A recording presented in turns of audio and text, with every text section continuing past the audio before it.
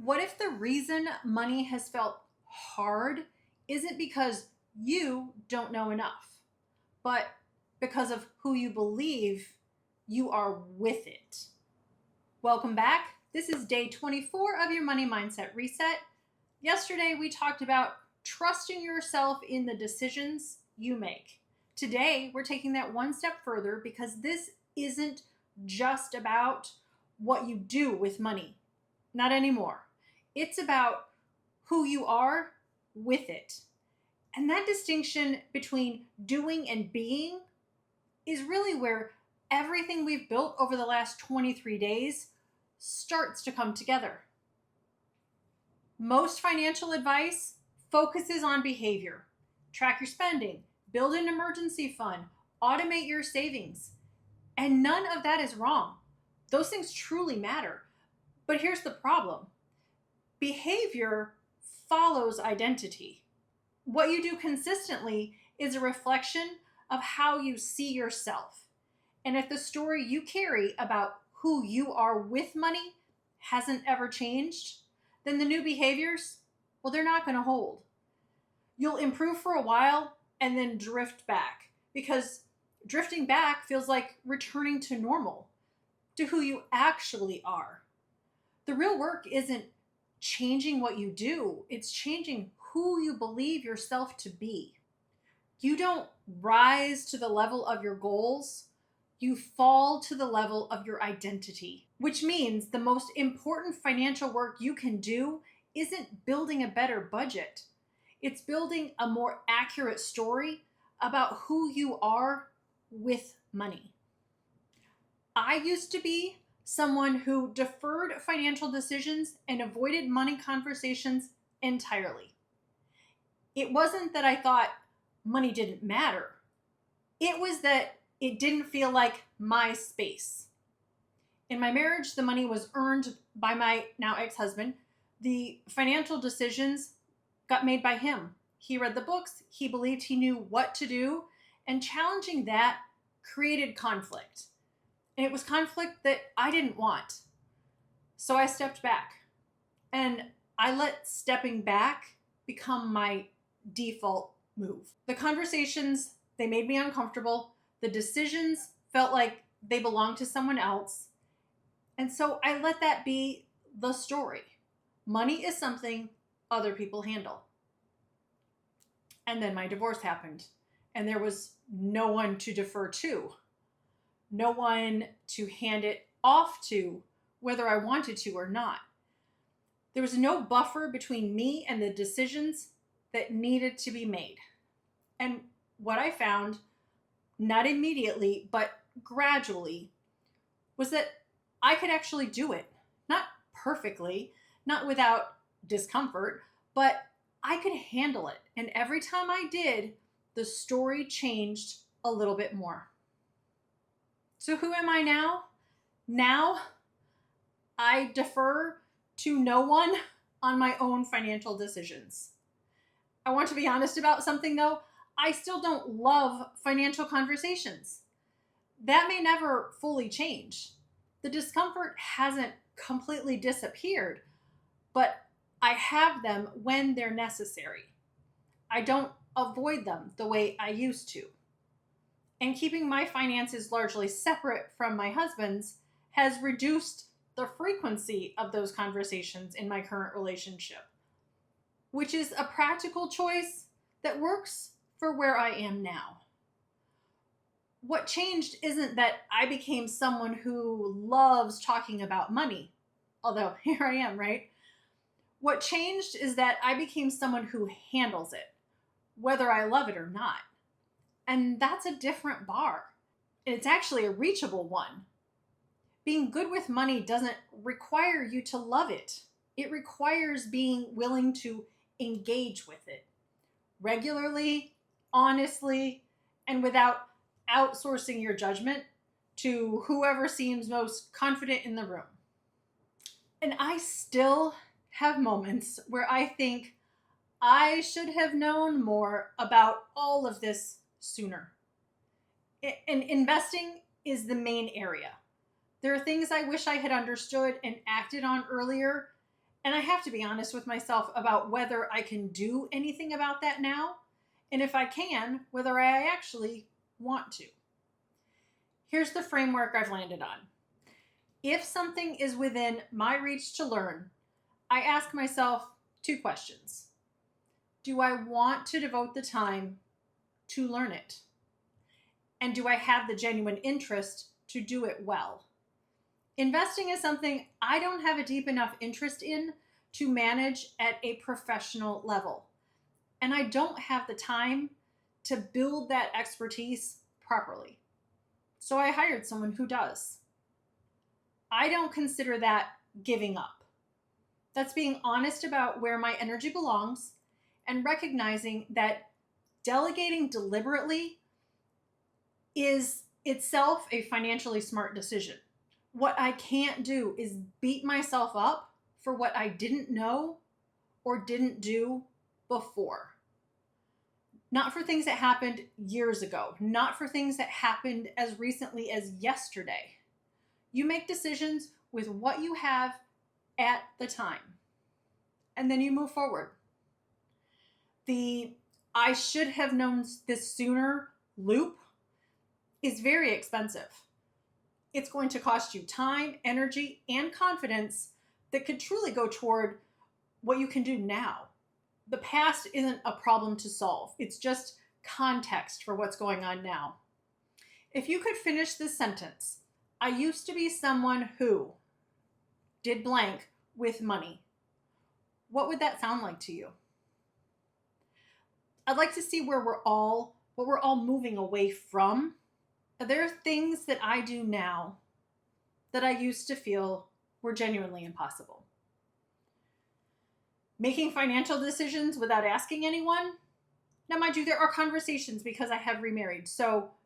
But I don't ask permission necessarily. I have a conversation. There are things I do now I used to feel were genuinely impossible. Like making financial decisions without asking anyone. And I'm not talking unilateral decisions without conversation in a marriage. I'm thinking in terms of years, not just months. Investing in myself, specifically in learning and education without needing to justify it. Engaging with long-term planning instead of avoiding it because the future felt too uncertain to think about. None of those things feel remarkable to me anymore. They feel normal. And that's actually the point. What once required this massive effort and felt so uncomfortable eventually became the new baseline. It's the new normal. And then something that used to be completely out of reach becomes just who you are now. That shift doesn't happen in a single decision or a single day by any means. It happens through repetition, through doing the thing enough times that it stops feeling like an exception and starts feeling like the standard. Identity is not declared, it's demonstrated to yourself repeatedly until the new behavior stops feeling like an act and starts feeling like a reflection of who you actually are. That's when it sticks. Think about when you start to exercise. When you first start going to the gym, like ever or after a long break, it feels weird, right? It feels foreign. You've used the equipment before, maybe not, but getting back into it feels weird. It feels kind of awkward. If you're going to start running, and by no means have I ever been a runner, but you see people where they start with a kind of an awkward short jog, and it grows and it grows, and eventually they've run a half mile. Then eventually they'll run a mile. And then it just builds from there with practice, with repetition, with getting through the painful, uncomfortable, difficult part until it just becomes something where you can say, I exercise regularly. I go to the gym regularly. I am a runner. You know, whatever your thing is, it's becoming practiced at it that makes it part of who you are now. So, what does being good with money actually mean? Let's name it clearly, because think good with money gets treated as this vague destination that successful people have reached and everyone else is still just chasing. Here's what I actually think it means: it means self control, not spending every dollar that comes to you, but not compulsively hoarding every dollar either. There has to be a balance between living your life now and planning for your life later. And both of those things matter. Neither one wins by eliminating the other. It means using the best information you have access to and being honest about the limits of what you know so you can decide what to learn and what to delegate. It means making the most reasonable decision you can for your actual life, not the ideal version of your life, not someone else's life, not the Instagram perfect pictures that you see, but right now with an eye towards your future. Money is just a tool, and that is for living your life right now, but it's also for creating options in your future. That's it. The goal isn't to master it perfectly. The goal is to use it well enough that it serves the life you're actually trying to build. So we've got 4 prompts for your journal exercise today. First, I used to be someone who did what with money. And write whatever it is. Just be honest, because this is where you've been. Second, now I'm someone who fill in the blank. Write what's already true, even in the smallest of ways, because this is where you are. Third, what does someone who is good with money do regularly? List like 3 to 5 things, not aspirational, but things that are actually within reach. Things that you could start or continue doing just this week. And fourth, what is one thing I can do today that reinforces that identity? Not a giant overhaul, just one thing. Because identity built through repetition lasts. Repetition starts with just one change.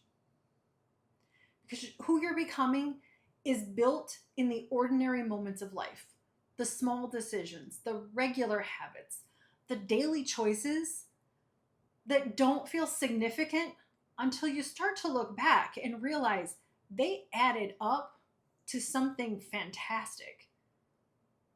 You're not trying to get better with money anymore. You're becoming someone who is good with it now.